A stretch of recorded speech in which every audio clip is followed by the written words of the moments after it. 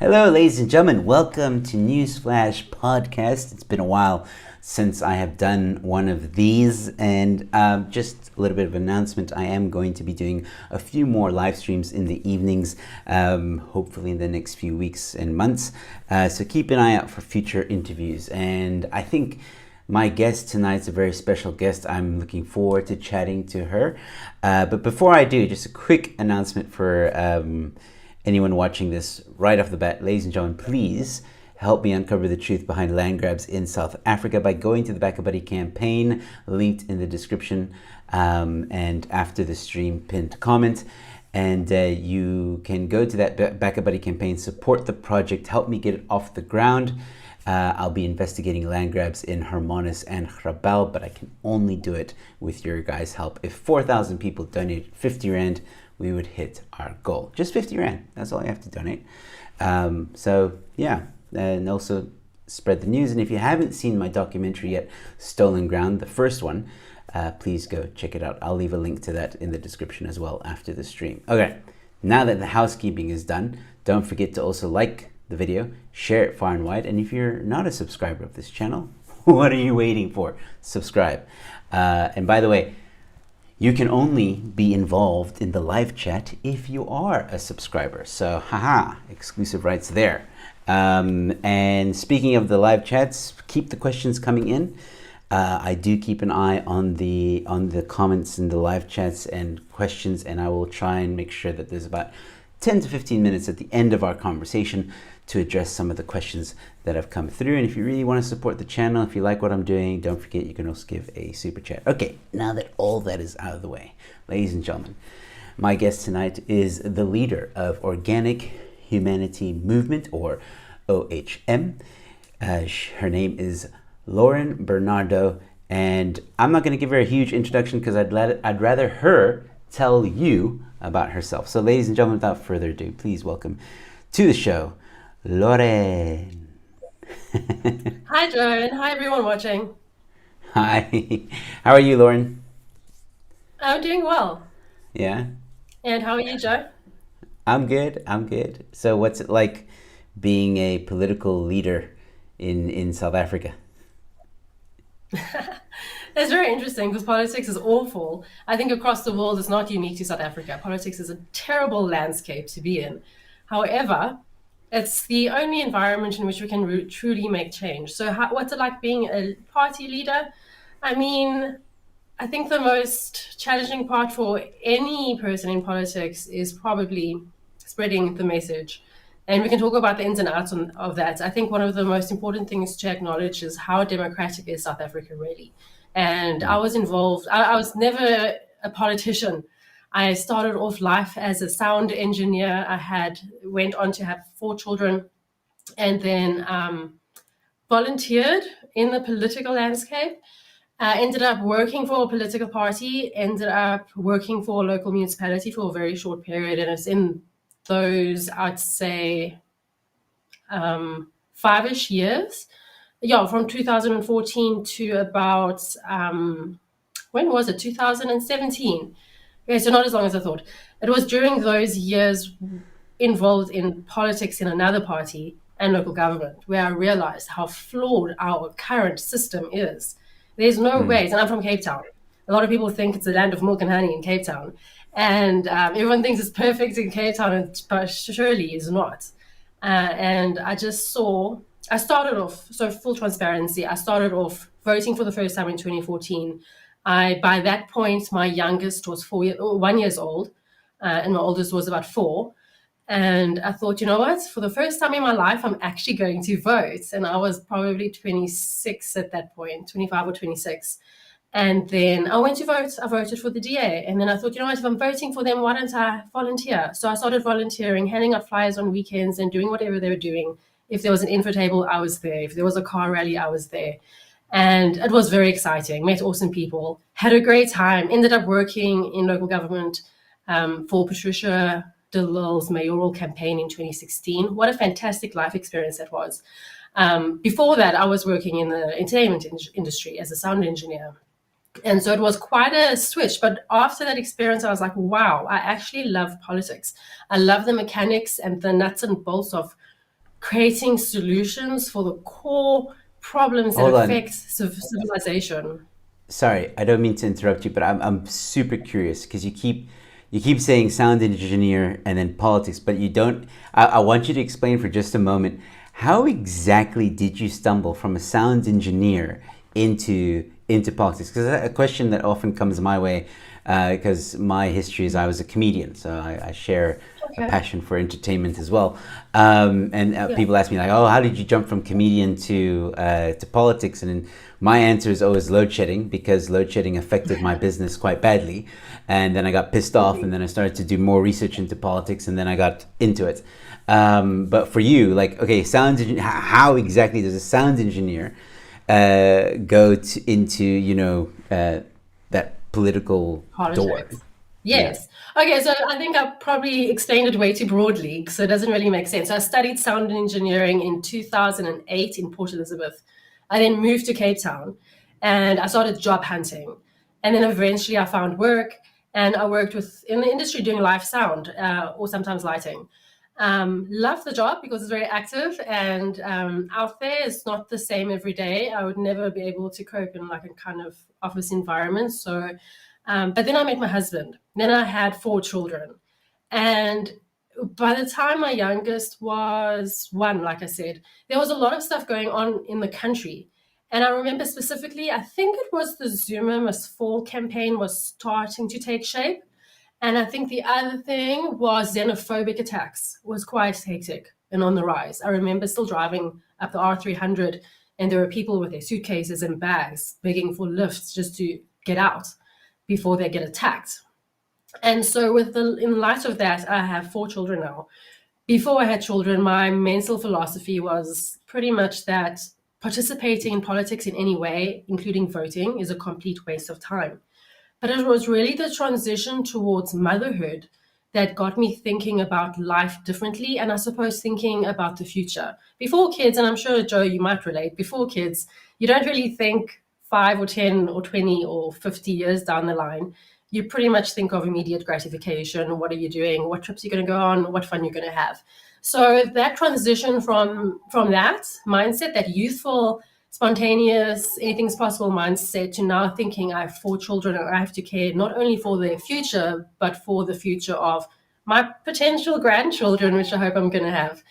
And that is the main switch. So that's why by the time the elections came around in 2014, I thought, maybe it's time I actually go and vote. Out of everything that's going on in the country, I don't know what to do, but one thing I can do is vote. And it crossed my mind to maybe vote for the EFF. They were relatively new at the time. Despite the fact that they have a very communist ideology, I just kind of wanted to do a rebellious vote. But then I thought, no, let me think about this properly. And so I thought, okay, we have the ANC in charge who are hopelessly failing. Why not vote for the opposition? Because they are the strongest. And so I voted. I went onto all their websites, all the different parties' websites as well.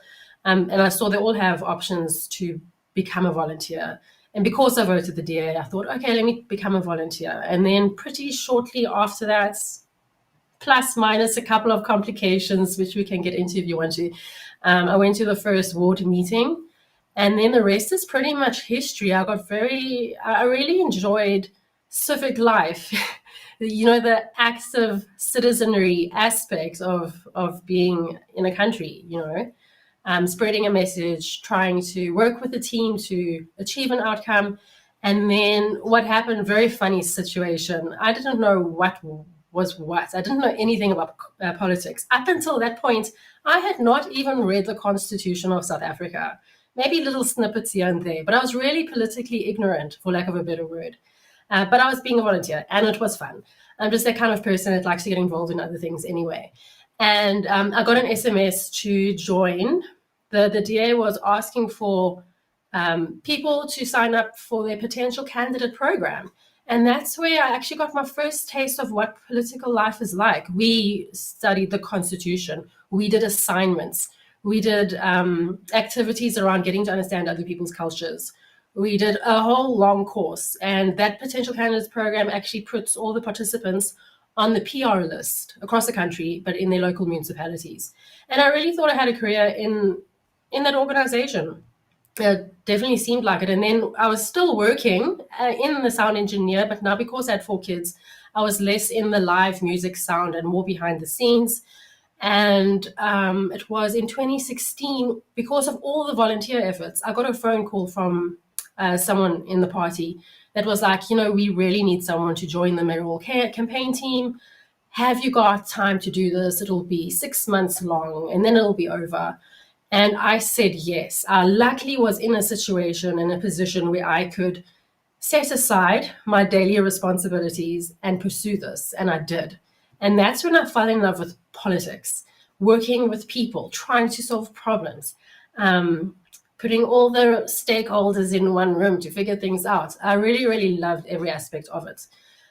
That being said, my whole experience throughout that, because I also, through that experience, I also obviously made friends and came across people from other parties as well. And that whole experience just highlighted to me that the problem in South Africa is not necessarily just the ANC. It is the entire system that was created for South Africa. That having better administrators in government is not necessarily going to solve our problems, because the system pretty much looks like it was designed to fail. Is a easy way of saying it, but it's succeeding just the way it is, because the end objective of this current system that we have in South Africa, that was ushered in 1994, actually a little bit before, it wasn't to secure national sovereignty. And that's something that's very close to our hearts at OHM. National sovereignty we see as highly important to maintaining individual liberty. Unfortunately, the system put in place was not with national sovereignty as an end goal. But just to answer your question, that's how I made it. I went the 6-month thing, working in the mayoral campaign team in 2016. Loved it, awesome, fun. Then from there, about 2 months later, I got a phone call and I was offered a job to work as assistant to the councillor of the CBD in Cape Town. Loved my job. And again, I loved the people I worked with. It was great, educational, but again, I came face to face with the inadequacies of the system, the weaknesses in the system, how politics is a continuous, perpetual stumbling block to progress, because parties are playing games with each other instead of being the voice of their constituents. And it's the most frustrating thing. And to see that every weekend I handed out flyers or whatever as actually a waste, because people will be politicking, was actually very disheartening. And then it just grew to a point, because it's one small thing after the other. At first you're like, I can excuse this, I can excuse that. It's a big organization, there's going to be issues. Eventually it adds up to the point where I felt like I could no longer pursue, in good conscience, a path in this organization, or continue my job for that matter, as much as I had mentally made that switch that I'm going to be in politics. And so I actually thought I definitely wanted to resign, but I thought of joining another party. Where could my efforts be made best use of? And I went through all their manifestos again, and I realized, no, either there's dictators in charge of the parties, or they're playing too much in the system, promising things that they can't promise because of how the system is, and just playing the political game, knowing that they cannot create meaningful change because of how the system is. So I realized, no. It was morning. I remember the date as clear as daylight. It was around 5 a.m. on the 17th of September, 2017. I think it was a Sunday, where I woke up and I was thinking about this. I can't join any of these parties. I can't stay where I am. What should I do? And I literally thought, I'm going to start a brand new party. And it took a while to formulate the pretty much ideology, philosophy. And then in 2018, August 20, so quite a big gap, I resigned from my job, resigned from the DA. And then there was this big gap where I knew I wanted to start a party, but now I had to learn about what it takes to do so. And in August 2018, we had our first meeting. December 2018, we were registered. And we've contested 2 elections, 12,000 votes in the last national elections. And we are so looking forward to the 2026 elections.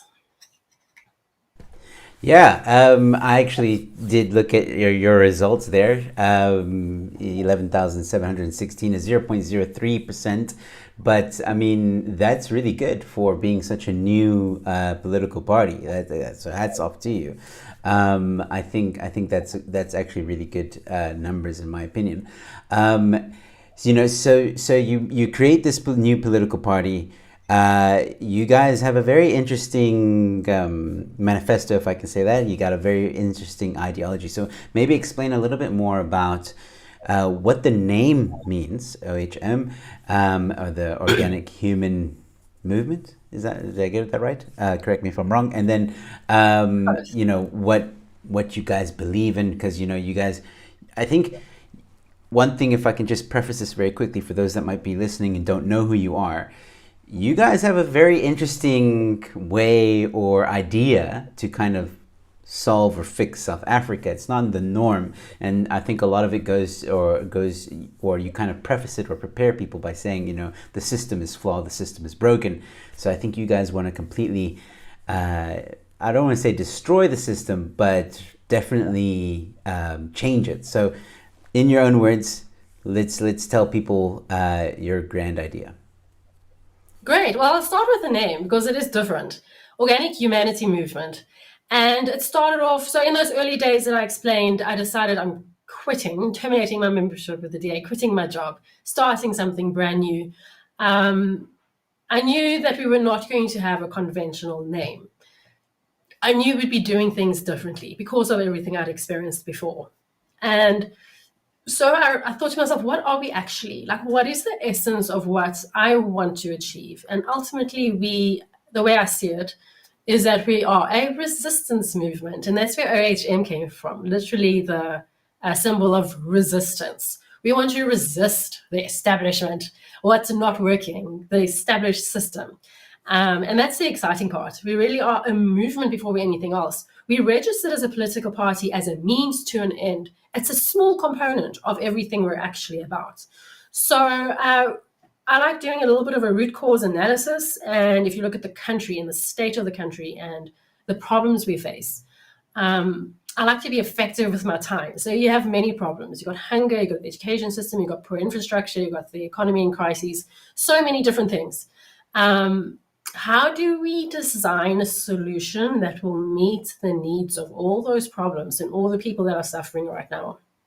And if you really look at South Africa's history and everything, it does go back down to the system. So I understand one of the biggest things that we criticize is the multi-party system. And I understand that post-apartheid, the multi-party system actually made perfect sense because of the transition, because we were in a highly racist environment and now we were moving over to what Mandela termed the rainbow nation. So it actually kind of makes sense that the multi-party system existed. But I fully believe that at a certain point, maybe 10 years in, there had to have been reform. Why wasn't there reform?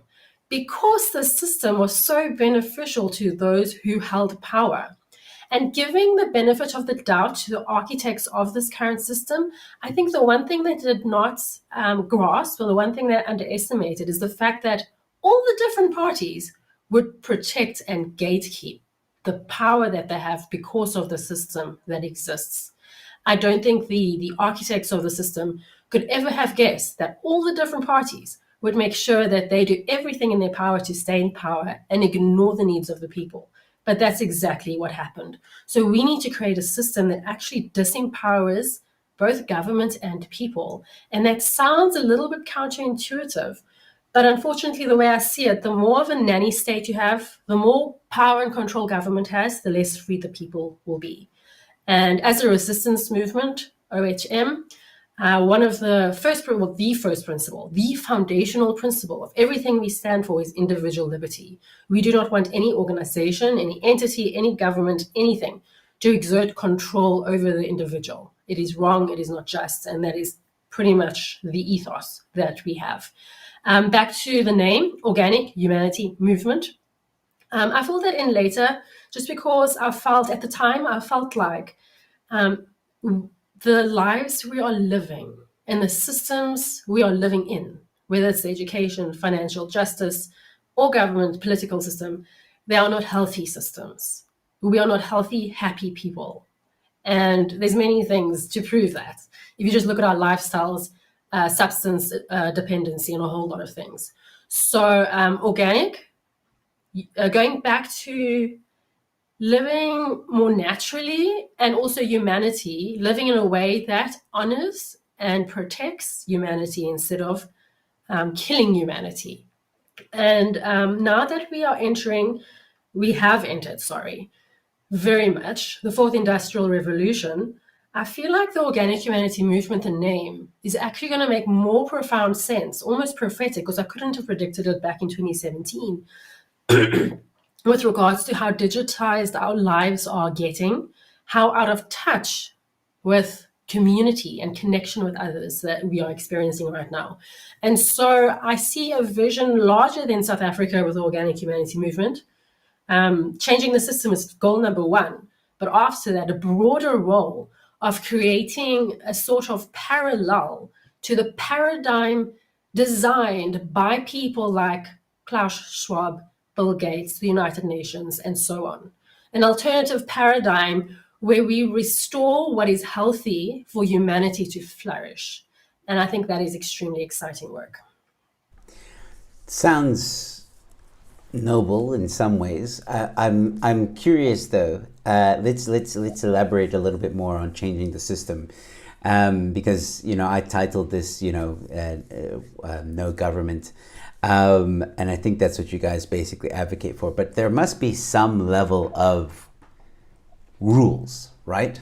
There has to be some order. So how would you maintain order? Like, so dissolving the government to a certain extent, and then making sure the police still operates and well, a justice system is still there, infrastructure is still there. Are you guys advocating for like the real communist utopia where the powers that be give the infrastructure back to the people, and the people are what make sure that everything run? I'm obviously paraphrasing communism very heavily here, or is it a different kind of vision? No, Joe, I'm not that radical. So no, we absolutely believe in government. I love government. If you take government away, I think society will fall apart, and that's just a sad reflection of human nature, and I don't think that will ever change. We want to abolish political parties. We don't want the multi-party system to exist. We believe government should have a different philosophy, that government should be structured differently, and that government should be both small and limited. We can go into the details of that if you want. But with that framework, you got the government structure being more efficient, smaller, more effective in its mandate. And then you've got the political system. The political system where political parties don't exist anymore. They will get no official recognition by the IEC or by government, but where independent candidates run for public office from the level of the president to councillor on the ground in your ward. And so if you, Joe, want to become an MP for your constituency, you will then apply to the IEC yourself. There will be a specific process. But imagine the day when we can actually vote directly for the president. I don't even think it's something South Africans truly conceptualize. When you go and vote every 5 years nationally, I don't think people truly conceptualize. They are not voting for a president. They are voting for a party. And across the Western world, it's considered a dictatorship for a president to be in office for more than 2 terms. Yet, the ANC have been in office for way more than 2 terms. Is that not then a dictatorship, in theory, considering that often the lines between the president of a party and the president of a country are very blurred? And that's one of the biggest flaws that we have right now. And so we think the solution is to get rid of political parties and have people directly accountable. There's many different specifics in that. Like, we also want a mechanism through which constituents will be able to vote out ineffective public representatives officially. And we're also changing the voting system, how voting will work. And that's an exciting one. Sorry. Any questions on that so far? Yeah. I understand what you mean by the individual candidate that runs for president and all this stuff. But you would need, I mean, like, let's say, okay, I decide, cool, let's say the system now is in place. I decide I'm going to run for presidency. It's not easy to run, even like a political party, right, has a huge team of people during a campaign, right? And I dabbled a little bit in the previous elections with the referendum party, and I saw even for that small political party the amount of time and effort it takes to just get noticed, let alone be able to really stand out from the crowd and have someone vote for you.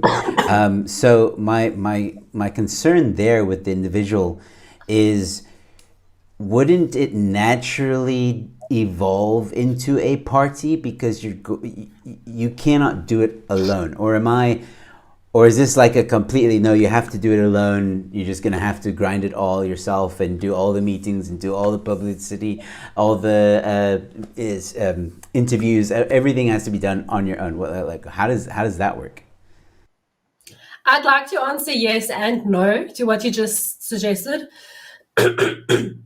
So as a party, you mentioned, we got just under 12,000 votes in the last elections. We did so with approximately 350,000 rand. How much does the ANC get to campaign? How much does the DA get to campaign? How much does the EFF get to campaign? They get millions. They get remarkably hundreds of millions, sometimes billions of funds, some from taxpayers' money. And I'm not sure if all taxpayers, if all citizens out there know that your taxpayers' money is going towards all the political parties seated in government. I can't remember the exact number. Is it 14 parties in National Assembly right now? So if you have a seat in national, provincial legislature, you get a ton of funding from the government, as well as obviously large corporations funding you. And often a large corporation will take the 3-4 biggest parties and give them a whole bunch of money. So you've got absolute multi-faceted, very, very well-funded entities, large parties, mafia bosses, gang leaders practically of the political system, with all the resources to put together the best public relations campaign. And now a brand new party like the referendum party, or like us, who has true aspirations for helping South Africa become a better place.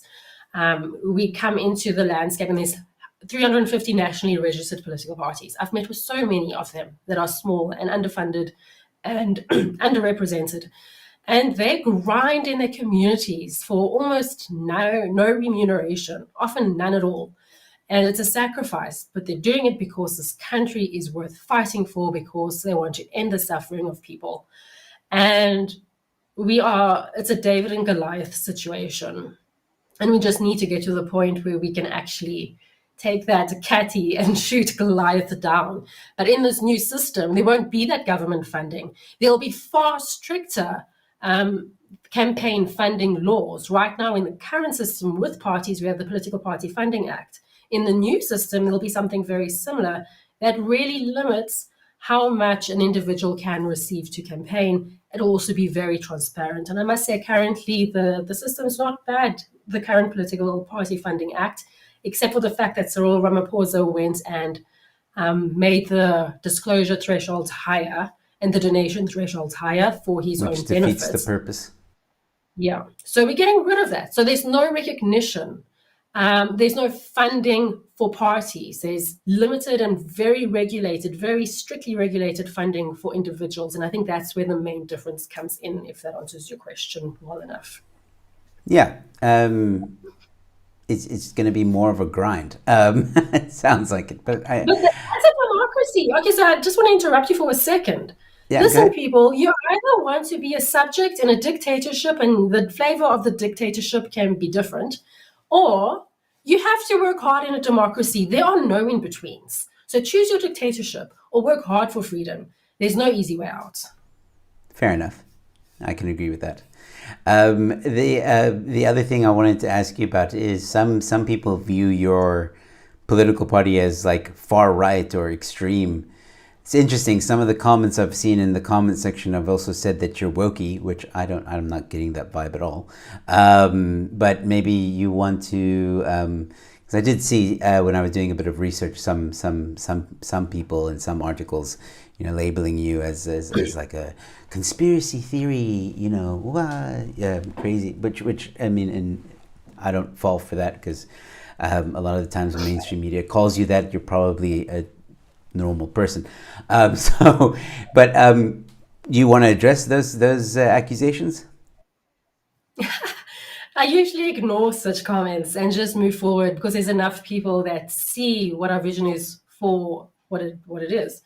I think South Africans in general hear things with emotions, not hear things with logic and reason. And that's probably one of the biggest reasons there's this perception by some. I have no idea where the far right thing comes from, because we've also been accused of being far left and everything in between. We do not conform to any of that. I also don't think South Africans, or even the world necessarily in general, unless you've studied politics, truly understand what left and right means. We don't conform to any political box. We have created a brand new paradigm, and that's what's so exciting. And I think that's probably what causes confusion in people, because this is something brand new. And it's going to take time for the average person who has not done a lot to politically educate themselves to properly comprehend. But it's okay. I mean, ideas sometimes, radical ideas especially, take a little bit of effort, a bit more effort to spread, and that's fine. We're in that process. With regards to work, quite the contrary. I mean, I personally am the founder of the group on Facebook, 130,000 strong, Leave Our Kids Alone.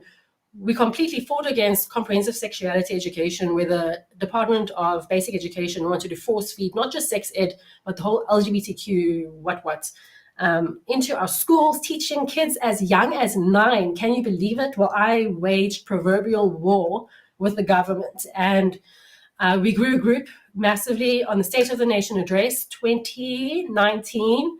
On that Thursday, 13th of February, in 50 municipalities, we had thousands of people come together, read out a statement, and demand that this gets stopped. And then after that happened, the minister at the time, Angie Mateka, said that the scripted lesson plans will no longer be compulsory. So we had a little bit of a victory, not as far as I wanted to go. But I've homeschooled my kids since. The education system is next thing to change. It won't, absolutely not. Quite the contrary. And what was the other criticism? Conspiratorial. Crazy. What? Conspiracy theorist, I don't know why. Conspiracy theorist. I have no idea where that comes from, because I think it's one article said that you. Sorry, I think it's because one article mentioned that you spoke about the Agenda 21. I don't know. Sorry, I didn't hear that. Sorry. So the one article I read said that you guys spoke about the Agenda 21, which I don't even know. That's not a conspiracy. Yeah. You don't know what it is? Let me get started. You can literally go to the United Nations website right now. They have proudly declared an agenda for the 21st century. It's not a conspiracy theory. Our National Development Plan is 100% parallel and in line with the Agenda 21. I was actually fortunate to be afforded the opportunity to go to the National Development Plan, their public participation process many years ago in Cape Town. And it's pretty much word for word in some instances in line with the United Nations Agenda 21. So if people are saying that Agenda 21 is a conspiracy, that is ignorant. Please educate yourselves.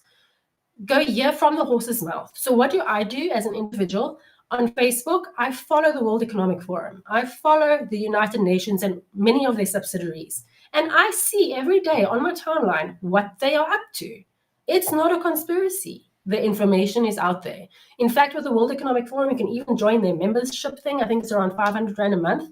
And you can get first-hand information on what they plan for this world. So go for it, people. There's the 50 and 5 plan, which is the plan to take 50 countries as the pioneers of instituting digitized cities. It is not a conspiracy. It comes from the horse's mouth. and people just need to educate themselves on it. So we Yeah, actually do not agree with many of the things in the United Nations Agenda 21. I've read the document. If you read between the lines, it's an agenda of population control, micromanaging humans to the point of practically taking away the meaning of life. And we're not about that stuff. That's why we're the yeah. Organic Humanity Movement. And I think, mainstream media is very good at trying to make individuals such as yourself and others that might be speaking out against Agenda 21, and labeling you guys as, maybe not you guys specifically, but those people that speak out against it and try and say, hey guys, this isn't cool, but this is what they're saying, this is what they're doing. And mainstream media always comes to the rescue and be like, no, that's not what they mean. You will own nothing and be happy. It's just a slogan, guys. It's not really that you're going to own nothing. That's what the mainstream media does. And they're very good at it, unfortunately. But moving on, listen, I like what I'm hearing. And I think I want to move on to another question that I had for you, which is, you're going to dismantle the parties. You're going to have a new system in there. It sounds interesting. Individualism, great stuff. What is your policy or stance on? You mentioned homeschooling, so I think you're pro that. But guns, and I'm assuming that when whoever it is, let's say you run for presidency in this new system, you have all the policies that you want to implement and stuff like that. Obviously, policing, infrastructure, electricity, all that stuff, that's still going to be managed by the person in power, correct? Or does that also change? 100%. No, I fully believe in governments. When I've done quite a lot of in-person meetings, and I came across a number of people in a number of areas that are anti-government. They believe government should be abolished completely. I don't. I think the political system we have is flawed and needs to change. But I absolutely believe in the necessity of government to keep a society functioning. And so at national government level, we want to get rid of provincial government. I believe, and from my experience and interaction with provincial government, it is completely unnecessary and a waste of taxpayers' money. We believe in the protection of individual liberty, first and foremost. And we believe that in order to preserve that, you need national sovereignty. And we also believe in local community power as well. How do we achieve all of this? At national level, government should only be responsible for three main areas. And that is infrastructure and resources as one, the justice system as number two, and then the defense of the country, number three, which is the most important thing any government should do, which our government does not. We're supposed to protect our borders and continuously assess outside threats. And remember, threats aren't always a direct invasion or illegal immigration. Threats come in many different ways. And our government's doing nothing to maintain the integrity of the sovereignty of our nation. Even though Cyril Ramaphosa, our president, throws the word sovereignty around all the time, I'm not seeing it in his actions or policies. And so with national government having focus on those three areas, protecting the country so the people can be free, leave the people alone, but protect the borders. The local governments will be, the local government regions will be pretty much about 52 to 60 different regions. So you'll have as they stand right now, you'll have your district municipalities taking the place of local government regions.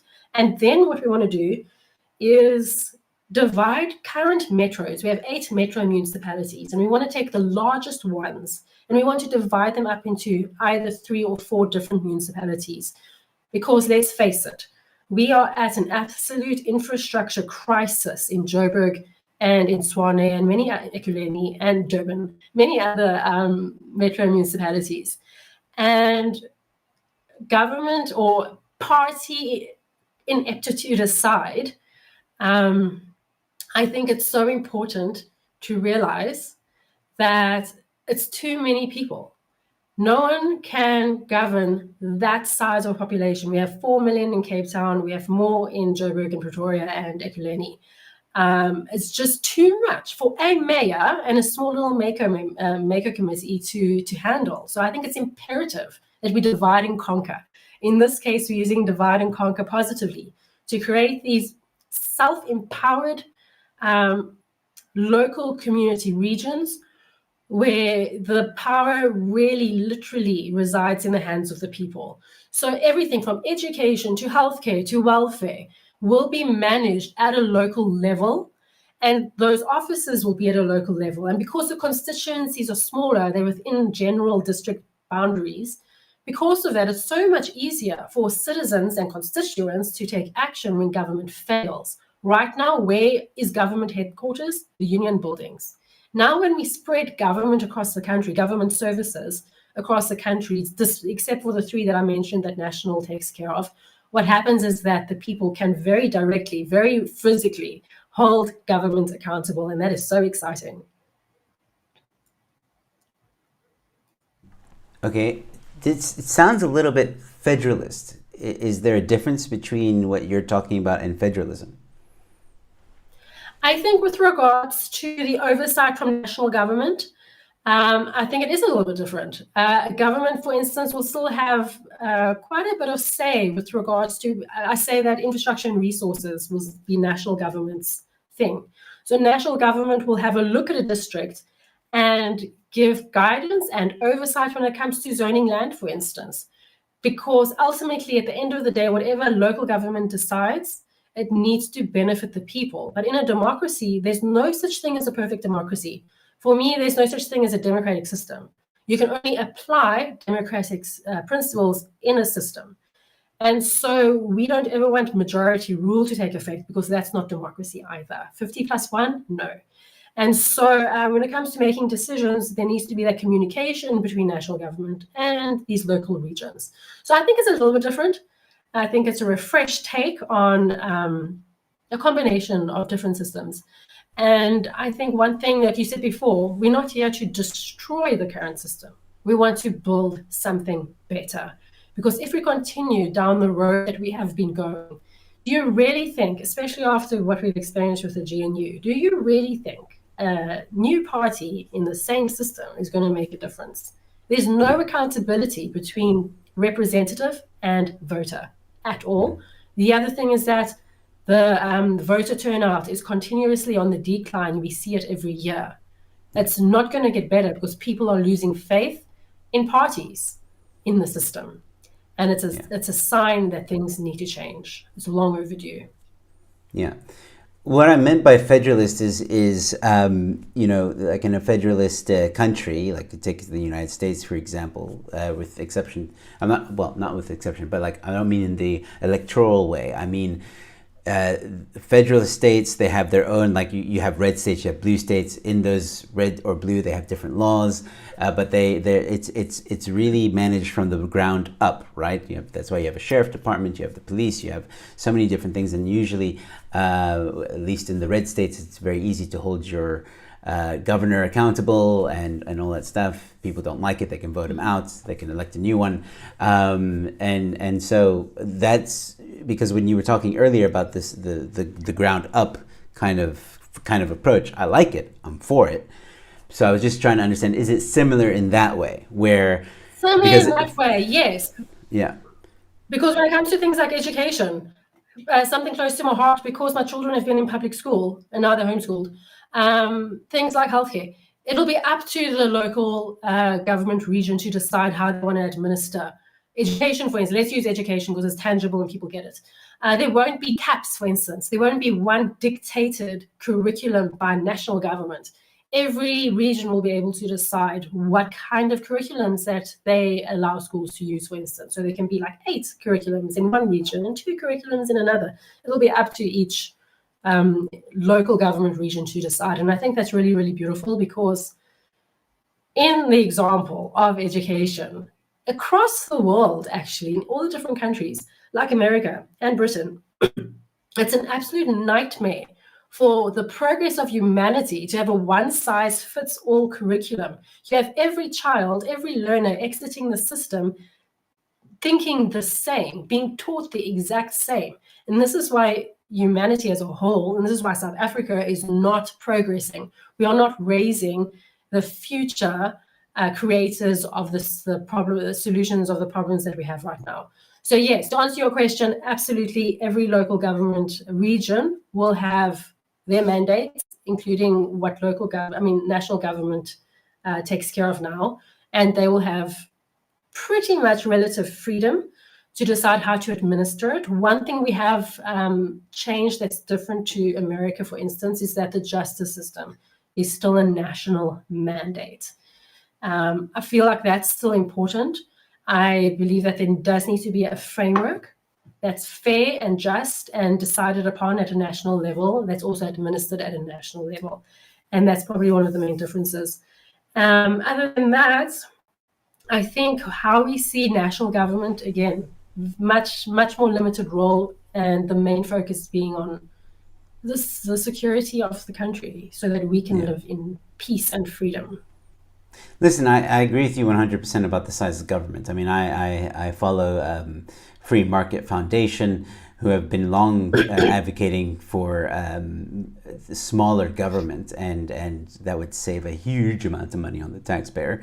So I'm all for smaller government. I agree with you that government shouldn't be abolished. It's always interesting when it comes to communists and anarchists, because they're roughly the same, just different side of the coin. And you cannot have a utopia without government. It's just humans by nature are destructive and violent and need to be, I don't want to say ruled, but there needs to be rules in place. Otherwise it's just craziness.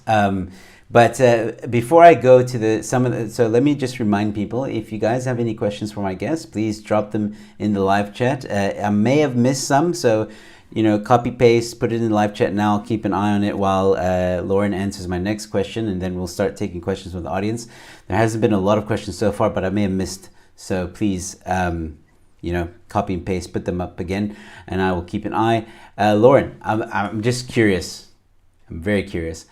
How do you guys feel, and you can answer this, I'd like your personal take on this. So take the OHM hat off, and I want to speak to Lauren. Okay. What's your personal opinion on Cape Independence? My personal opinion is, I think that if I have two frames of thought here, a lot more logical head thought and then a more heart-centered thought. And the first is that I feel like if you look at history, anytime there's been a dividing up of a country, for whatever reason, it has caused immense conflict and also very undemocratic leadership. That's on the one hand. The second thing I feel, let's go back there. The other thing I feel is that dividing up the country's resources, for lack of a better word, in terms of military bases, in terms of ports, etc., also is not wise if you put national sovereignty at the forefront. The other thing from a more emotional perspective is that, I really joined politics because I was concerned about my children's future, but also really exasperated at the level of suffering taking place all the time, everywhere in this country. And I can't leave anyone behind. If I feel like I can create a solution that can uplift everybody from the bottom of the Cape to the top of Limpopo, I'm going to do it. I'm going to give it my best shot. We can do this, people. The beautiful thing about what we achieved in the 2024 elections has nothing to do with the almost 12,000 votes we got. The beautiful thing about what we achieved is that in the entire country, there were only 4 municipalities where we got 0 votes. Everywhere else, we got at least 1 vote. So to me, that was a little nudging that we are on the right path. We can do this together, united behind a shared vision for the potential prosperity this country has. Okay. Do you believe in the right to self-determination? Yes, I do. In terms of people have a right to um, be free, I suppose, from government control. Is that kind of your definition? Sort of. I think people have the right to self-determination in the sense of they can run things the way they want to run things. Obviously, not barbarically, but if a certain group of people feel that they want to, I think Orania would be a very good example of this. That's a form of self-determination in an enclave, Okay, right? They're I not got doing you. anything illegal, but No. they kind of want to hold on to their culture and all that stuff. So yeah, Perfect. So yeah, Orania is on private land. Perfectly fine. You can go buy a farm and start a hippie commune. You can go start a nudist colony. No one else's business. It's on a private property. So I don't care what you do from a government perspective. If I was the president, I don't care what you do on private property. Unless you're hurting children, then if we find out about it, we'll sort you out. But other than that, what if on private land anything goes? The second thing is with regards to self-determination. I think the system we are putting together, and there's the government structure changes, there's the political system changes, there's the voting system changes, which we didn't get into. If you take all of the changes that we propose, and you can read about it in our manifesto, if you look at all the changes implemented simultaneously, it makes sense. And people feeling like they need the right to self-determination, I think they will find that the way of life that we are creating with all these changes, you won't feel the need to break away from a community to start your own hippie commune or whatever, because how the local government regions are empowered from a local level. I don't think people should feel the need. I feel like they should feel their voices are heard. They are in living, vibrant communities that in this political system, they have purpose when it comes to civically participating in democratic purposes. So I don't think people will have that need the way they have that feeling right now in the current system that is very actually authoritarian. yes, I would agree with you on that. I think I think federalism is a fair compromise when it comes to Cape independence. Again, communities working from the ground up and being more in control of their destiny, and every province or state, just preserving their own cultures and stuff like that. I think it would work very well in South Africa. I do think that your system is a very interesting system. I think. And I like that it's also from the ground up and a little bit more transparency and responsibility on the person elected, which is desperately needed.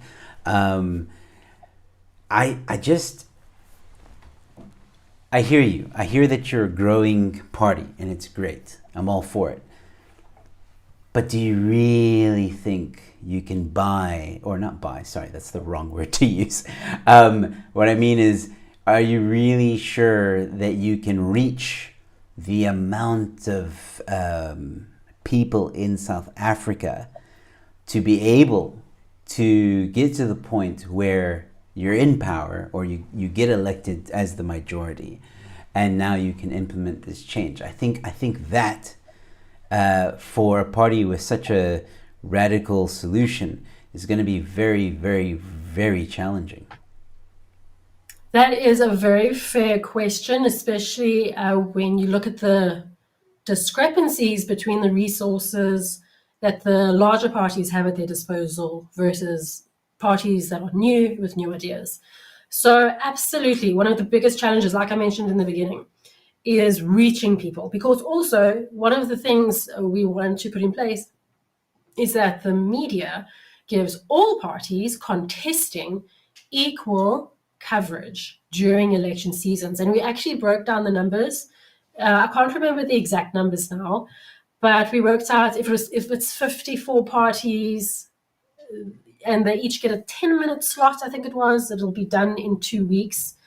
And different radio stations and newspapers and TV stations need to obviously broadcast all the parties contesting, whereas that wasn't the case. That has not been the case in current elections. Still, the media will choose to either promote the top 3 or 4, as well as some crazies. Just throw in some crazies to really make people lose hope. I really think the media plays a large role in people's despondency in the political system. Sometimes their attitude is very irreverent towards politics. I won't mention names, and democracy. And I think that when you have everything working as it should in a better system, these things won't be issues. But with regards to us reaching who we need to reach, I do believe we're going to see success. I absolutely feel it, taste it, embody it. I know it. We are going to achieve it. Is it going to happen tomorrow? No. Is it going to happen with a wave of a magic wand? No. We need the participation of citizens like you watching at home. And I'd really like to encourage people to get involved. We have a specific framework for success. There are 4 different phases within OHM: recruitment, organization, mobilization, and then governance. We are in the recruitment and early stages of organization. As our numbers grow, our organization gets better. As our organization gets better with those larger numbers, then we are big enough to mobilize. We can mobilize to do stupid things like fill potholes, because that seems to be the national symbol of pride in this country. Or we can mobilize to do bigger things. You can use your imagination, or we can mobilize to win elections, and that leads us to governance. How long will it take? Will it take 5 years? Will it take 10 years? Will it take 20 years? That depends on you, the citizen of South Africa. So one thing I am not naive about is recognizing, as I also mentioned earlier, that in a healthy democracy, for there to be a democracy, I use that term so loosely, but for there to be a system in which you have maximum freedom, a large percentage of citizens need to be awake and active. And if you don't have that, we'll always be in a dictatorship. So I ask the listener tonight to please think about everything being discussed and get involved. We need that. Once we reach that certain number and have achieved better organization, we move into mobilization. And when we move into mobilization, you'll start seeing the changes taking shape. On that note, one thing we are doing, we have a manifesto right now, which we campaigned on last year, but that manifesto is just a preview of a rewritten constitution for South Africa. And we can't wait to share that with everybody. And we are sharing it in a phased approach. And next year, we'll be bringing it to various organizations to get their input and commentary. And then we'll be bringing it to the broader public. Not too different to how our current constitution was shared. I think our current constitution got roughly the input of about 2 million people. If you look at all the processes and leaders that were consulted, we are following a similar process in that regard. And in this new constitution, all these different things will be laid out, all these aspects that we've discussed about the government structure, the role of national government, how the president gets elected, how all the public representatives get elected. And it's going to happen. It's just a matter of time. And it could happen very quickly if South Africans can wake up and smell the coffee and realize what the true problems actually are in this country. Excellent. Can I borrow a little bit more of your time? Sure. I would like you to get into the whole, because you mentioned that we didn't touch on the election process. So very quickly, let's go through that. I think this is so exciting. I think it's going to give people more reason to go to the ballot box and vote. So changing the political system is one thing. We want to go from a multi-party system to a direct election system. There's a lot of details there. You can read about it in our manifesto. But the voting system is what it looks like, what the ballot paper looks like, and how you vote on the ballot paper works. And right now we kind of have a first past the post system, which doesn't work because the ANC with their 30% support actually is the ruling party under normal circumstances. We don't think that's good at all. So what we have implemented here is a ranked voting system. And there's different ways you can apply this.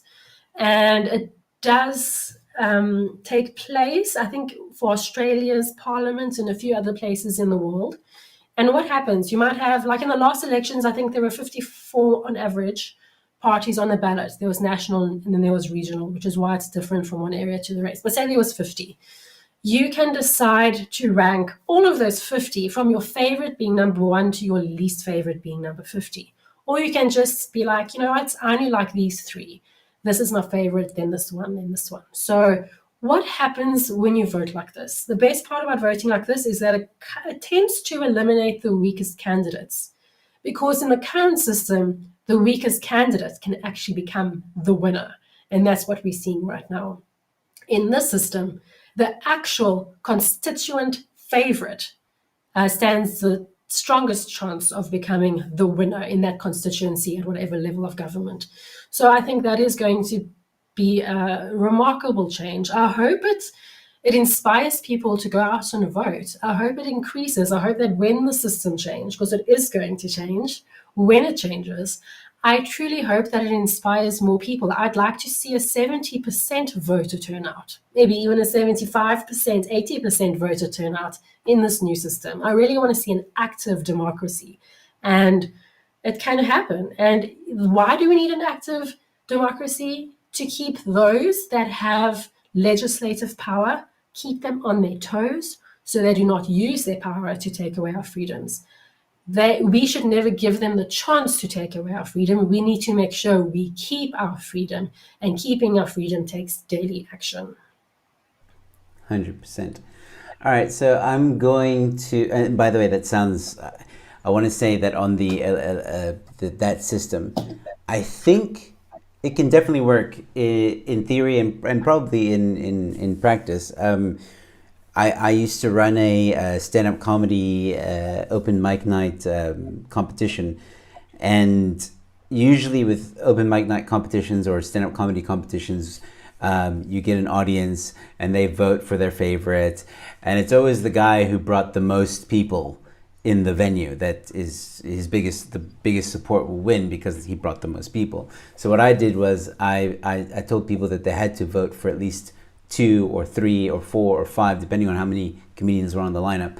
And what that would do is eliminate the amount, like, so if the comedian, even if the comedian filled up the room, people are forced to vote for their top 3 or their top 5, and it eliminates the guy who brought the most people because they have to vote for someone else. So in that same regard, like making it for potential presidents or electorates, I think that could work.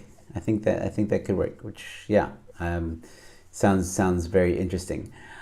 I like it. Would it make me go to the voting booth? It depends on how many people. It depends on how many people that you would have to, put in a rank, so to speak. Depends on. Yeah, well, that's up to you, hey. I think it depends on the candidates. Is because what if you have like 50 candidates, right? Like, what if you have like 100 candidates? Then you've got to go through that whole list. That's a lot. Exactly. But you know what? A lot of people were like, oh my goodness, we have 54 parties. It's too much. It's not. What's wrong with consumer choice? Why are people berating consumer choice? I want choices. If you go to the shops and there's only 2 cool drinks as opposed to 20, do you feel like you have consumer choice? No. So I really don't get how people, this is why I say people hear with emotions. And it's quite frustrating. So I don't think it's a bad thing to have a lot of candidates. And I believe this system is a huge improvement on the current system. But what will really make this new system absolutely phenomenal world over is each of you, every single person, being willing to stand for public office. Because this is the core of a democracy, or should I say a free society. This is the core right here. If you are not willing to take responsibility for the improvement of your community, it's going to be left to the psychopaths and thieves.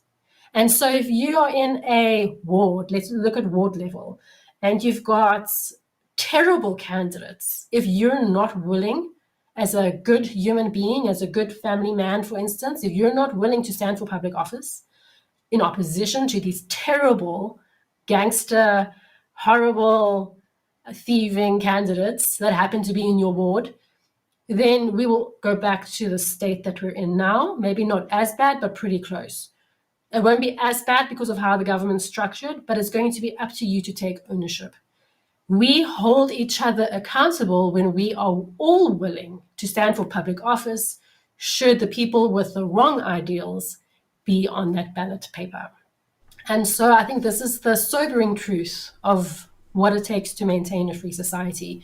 And I know personally firsthand, being involved in politics, how hesitant people are to take on that candidate title. But at the same time, I also see the success, how we've had moms and dads, just ordinary people with normal jobs, stand as candidates for the organic humanity movement because they have awakened to their civic responsibilities. And we just need to see more of that.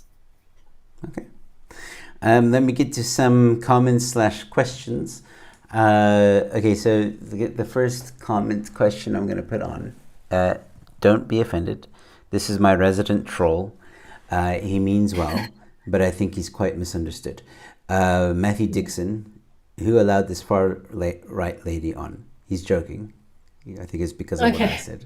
But like I said, he does this thing where he's trolling, but it's like humorous at the same time. That's why I say sometimes he's misunderstood. And let me also address some of this. So he actually it's more like far out, not far rise. He gave a 14 Rand Sasa chat, as we call them on this channel, super chat, Sasa chat. And he said, for the hot guest, and not for you, Joe. So nice compliment there from Matthew. And then Audrey G gave a 35 Rand super chat. Thank you very much, or Sasa chat, saying, for Lauren, OMH has my vote, which is awesome. OHM, little typo there, but thank you. And then some comments that came in. Well, here's a question, actually. How do you propose getting the other parties to go along, barring a dictatorship? Well, you mean in the process leading up to system change? Well, that's in our growth. We definitely, I continuously do speak to other parties that are not currently represented, that have promise and potential. And I'm hoping they grow just like us, because they will be our allies in Parliament before we get to implement this new constitution. However, I think with a large enough public campaign, with the people's buy-in, one of two things will happen. OHM will get enough seats to put these changes in place, or because of public buy-in and public pressure, other smaller parties in Parliament currently will have no choice but to start jumping on the system change bandwagon. The latter is probably more likely, and they may do so even before OHM gets a seat. And they have my stamp of approval. Honestly, whoever they are, if they want to start fighting for system change, as long as it's the kind of system change that empowers individuals and communities, then absolutely go for it. I wish more parties currently, with a voice, with the media coverage, would actually put their thinking caps on and start putting things in place to change the system in favor of the people, not change the system in favor of themselves. So 100%. Yes. Yeah. AJ Swanepoel says, Joe, why are you choosing the negative comments only and don't choose any of the more positive comments? That's not true. I put up a comment saying that my guest was hot, so I don't know what you're talking about. Interesting discussion. This is from Whirlwind. Interesting discussion. Haven't heard of OHM before tonight. So, we have a website and a social media presence. Yeah. Go check them out and check out their manifesto. Lauren, you have my vote from Angie Mack. Well, that's Thanks, nice. Angie. Lauren Taylor says you've got my vote. And we've got another comment here. I think Kurtz. Personally, I like watching the clowns in Parliament, jokes for days. True. And we've got a question here from Adele. From Facebook. Thank you for watching, Adele. I think it is a great solution to break up things regionally. Do you think it could close or open the door to more corruption? Also, would you ever run for president? I completely forgot to mention the Chapter 9 institutions. We want to change a lot of the Chapter 9 institutions. So go to Chapter 9 of the Constitution and read that tonight if you don't know what Chapter 9 constitutions are. But basically, Chapter 9 institutions are supposed to safeguard democracy. First biggest flaw is that the president chooses the commissioners. Conflict of interest much? We want to get rid of the Human Rights Commission in favor of the Commission for Liberty and Humanity, the preservation of liberty and humanity. We want to put in place the watchdog for international threats, and we want to put in place, and this answers your question, the last question, the procurement commission, the Procurement Integrity Commission. So this will actually lay out a full process on how tenders take place. It'll be far more transparent than currently. There will even be a national inventory of how much things to charge. There will be prosecution if government is buying and people are charging more than what is on this inventory and so forth. So we have something in place for this, which I think, basically to answer your question, far less corruption. And that's so awesome. And then will I run for president? I absolutely think I will. I can say that rather confidently. I'm really inspired to change this country for the better. I want to fix things. I want solutions. I want people to have better lives. I want people to thrive, not just survive. So absolutely, yes. Especially if I see the other presidential candidates maybe don't have the right frame of mind, because I really think that this country can be a leader in the world, no longer begging for crumbs at the global tables, but we can actually lead the way towards the next century's living. And I think that's so exciting. So yes and yes. Less corruption, absolutely, there'll be less corruption. And yes, I'll absolutely run for president. Excellent. I'm so happy to hear that you will dismantle the South African Human Rights Commission. I'm so happy about that. All right. I'm going to cut it here, Lauren. Sorry, I went a little bit over time. But some great comments coming in about, here's one, Lauren for president, and other people saying in the comment section they're going to vote for OHM. So yeah, I think some people have taken notice of you. And I hope they'll go visit your website and find out more information about you. You're right that the mainstream media doesn't give small parties enough attention. But one of the things that I want to do leading up to the upcoming elections is give small parties some attention. So please, anytime you want to be on the show, you want to discuss something, I would love to actually have you back on the show at some point to talk about other issues like EWC and NHI and perhaps some other how your future government would work in some other aspects and stuff like that. I think those are important conversations to have, and maybe also have a debate with another political party if you're interested. Closer to the elections, I think we can definitely put something up. So Lauren, once again, thank you very, very much for giving me your time and a little bit extra, and for coming on the show. I'm super interested in what you guys are doing. I'll definitely keep an eye on you guys. But yeah, thank you so much for your time. Thank you so much, Joe. And if you don't mind, I'd just like everyone to go visit ohm.org.za for more information.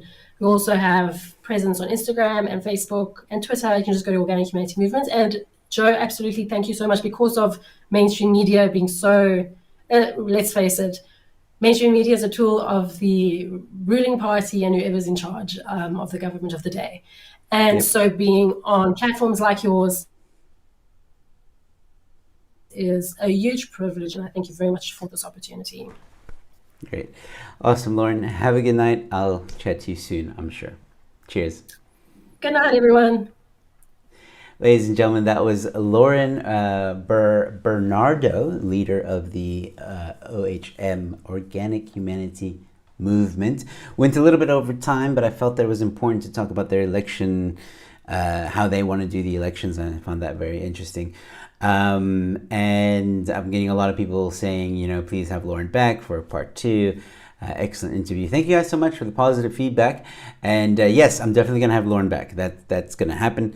I'll definitely love to have her back and have a little bit more of a conversation about some other policies and her views on the world and and all that stuff. We'll get a little bit more deeper into the psyche of Lauren. I think she sounds like a very, very interesting person, so I definitely want to have a conversation with her, and hopefully a debate. I would love to see her in a debate, I think, with an EFF person or something, although I don't think any EFF people are going to be on my show, and I'm not sure I want them on my show anyway. But anyway, never trust a commie, remember that. Ladies and gentlemen, for those of you that were watching, thank you so much. For those of you that liked, shared the stream, thank you so much. Whether you're watching on Facebook, X, or YouTube, thank you so much. Also, thank you so much for the super chats. It's greatly appreciated, or sussa chats as we call them on this show. So ladies and gentlemen, I will be back streaming very soon. I hope you guys enjoyed this conversation. I'll also try and do some solo streams from time to time where you and I can get to know each other. And for those of you that are new to the channel, that have just subscribed recently, thank you for your subscription. We are approaching, I think we may have already hit it. Let me just check. I want to celebrate this with you live if this has happened. Let's see. Come on. Yes, we hit 39,000 subscribers, ladies and gentlemen. Thank you so much. We are 1,000 subscribers away from 40,000. Would be great if we can get there soon. So, ladies and gentlemen, thanks again for tuning in. I will see you at the next one. Cheers.